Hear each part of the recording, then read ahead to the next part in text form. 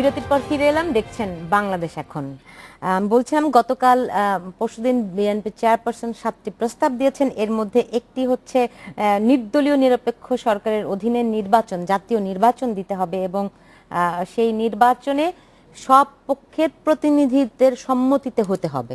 মানে এই বক্তব্যের সঙ্গে তার মানে আগের যে বক্তব্যের কি কোনো তফাৎ আছে, কিংবা তিনি যে 7টি প্রস্তাব দিয়েছেন এটা কোনো নতুন কিছু কি দেখেন এর মধ্যে? দেখুন, এই 7টি প্রস্তাবের যে মর্মবাণী সেইটা নিয়ে আলোচনা করার আগে আমাদের দুইটা মন্তব্য করাটা প্রয়োজন মনে করছি। প্রথমত হলো যে বেগম খালেদা জিয়া 5ই জানুয়ারি গত বছর নির্বাচনের আগে যে আলাপ আলোচনার যে প্রস্তাবনাগুলো সেইগুলো সরাসরি এবং সরল মনে সেটা জবাব দিয়ে যদি রেসপন্ড করতো তাহলে পরে হয়তো রাজনীতির ঘটনা প্রবাহ অন্যরকমও হতে পারতো। তো এইবার আমরা দেখতে পেলাম যে তার দিক থেকেই তিনি প্রস্তাব উত্থাপন করছেন যে আমরা এইগুলো নিয়ে আলাপ আলোচনা করতে চাই। তো আমি মনে করি যে এটা রাজনীতিতে একটা ইতিবাচক ঘটনা এবং রাজনৈতিক দল যে কোনো গণতান্ত্রিক কাঠামোর ভেতরে তাদের ভেতরে পারস্পরিক আলাপ আলোচনা হওয়া উচিত, মত বিনিময় হওয়া উচিত। মত পার্থক্যগুলো পরস্পরের জানা প্রয়োজন। একটা আলাপ আলোচনা হওয়া মানে কিন্তু আমরা একমত হয়ে গেলাম তা না। আমরা একসঙ্গে আলোচনা করে আমার মত আমি বললাম, তার মতটা সে বলল, তাহলে পরে আমার কোনো ভুল বোঝাবুঝির সম্ভাবনা আশঙ্কা সেটা দূর হয় এবং কোনো কমিউনিকেশনের গ্যাপ এইটা কিন্তু পরিহার করে আমরা একটা স্বচ্ছ ধারায় আমরা যেতে পারি। এটা হলো একটা। 2 নম্বর হলো কিন্তু সরকারের পক্ষ থেকে কিন্তু বলা হয়েছে এই নিয়ে আলোচনার আর কোনো সুযোগ নেই। সেই পয়েন্টে আমি পরে যাচ্ছি। সেকেন্ড হলো যে তিনি যেগুলো বলেছেন তিনি কিন্তু কোনো প্রিকন্ডিশন দেননি যে এইগুলো মানিতেই হবে। তিনি বলেছেন এইগুলো আমার প্রস্তাব, এই প্রস্তাবগুলো নিয়ে আসুন আমি আলোচনা করি। 7টা প্রস্তাবের ভেতরে 3টা মেনে একটা এগ্রিমেন্ট হতে পারে, 3.5টা মেনে একটা এগ্রিমেন্ট হতে পারে, আলাপ আলোচনার মাধ্যমে একটা ফয়সালায় যেতে পারে। কিন্তু একটা জায়গায় তিনি ভুল করেছেন বা 2টা জায়গায় আমি পয়েন্ট আউট করতে চাই। দেশের বর্তমান রাজনৈতিক সমস্যাগুলো এইটা কেবলমাত্র আওয়ামী লীগ আর বিএনপির সমস্যা না, এটা হলো গোটা রাজনৈতিক ব্যবস্থায়। তাহলে অন্য দলগুলো কি করবে? এবং কেবলমাত্র আওয়ামী লীগ আর বিএনপির সমস্যা না, এটা হলো গোটা রাজনৈতিক ব্যবস্থায়। তাহলে অন্য দলগুলো কি করবে? এবং আরো বড় প্রশ্ন হলো যে গণতন্ত্রের বিষয়টা আওয়ামী লীগ আর বিএনপির একক মনোপলির বিষয় না। গণতন্ত্র হলো জনগণের অধিকারের বিষয়।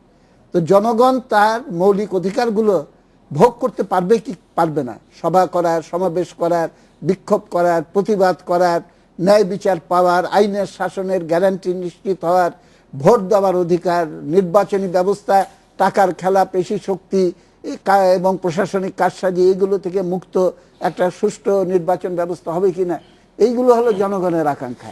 এইগুলো নিয়ে আমার পয়েন্টটা হচ্ছে যে আওয়ামী লীগ আর বিএনপি করে আলোচনা করে তারা হয়তো 7টা 14টা প্রস্তাব নিয়ে আলোচনা করতে পারে, কিন্তু কমিউনিস্ট পার্টির সঙ্গে যদি আলোচনা হয় তাহলে পরে হয়তো আমরা আরো 10টা প্রস্তাব দিতে পারি।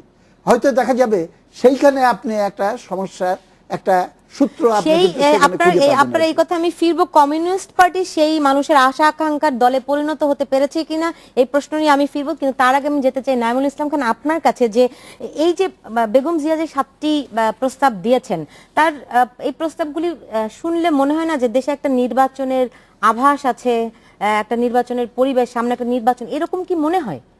বা সামনে খুব মানে কাছাকাছি সময় কোনো নির্বাচন কি দেখেন?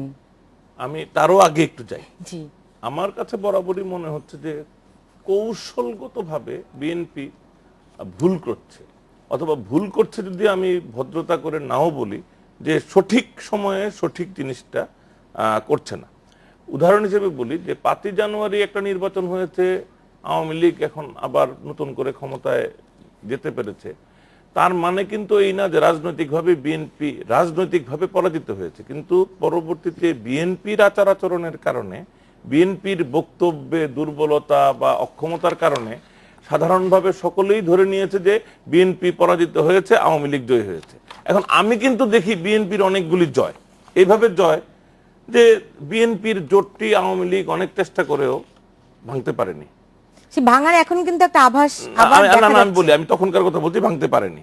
দ্বিতীয়ত, majority of the registered parties with the election commission did not really participate, যেমন সেলিম ভাইদের দল তারা পার্টিসিপেট করে নাই, কিন্তু তারা কিন্তু নির্বাচনের বাইরে। এটাও কিন্তু আওয়ামী লীগও পারে নাই, বিএনপির গুণে হোক আর তাদের আদর্শিক অবস্থানের কারণেই হোক, বহু দল কিন্তু যাদের আদর্শিক অবস্থানটা দৃঢ় তারা কিন্তু এই নির্বাচনটা বর্জন করেছে, একই অভিযোগে, যে অভিযোগ খালেদা জিয়া পার্টিরও।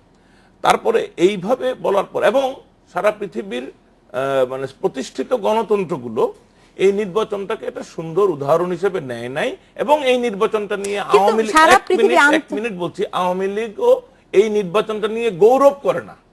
তারা এই নির্বাচনের পর স্বস্তিতে চলে এসছে, so far as government is concerned, so far as control is concerned, তারা কিন্তু স্বস্তিতে এখন বেশ আরাম আয়াসে আছে আওয়ামী লীগ। কিন্তু খুব সহসা কোনো নির্বাচন দেখেন কিনা এই 7টি প্রস্তাব, সরকার যেভাবে প্রতিক্রিয়া দেখাচ্ছে, এই বিষয়গুলি নিয়ে ফিরবো, তার আগে নিতে হচ্ছে একটা ছোট্ট বিরতি, সঙ্গেই থাকুন।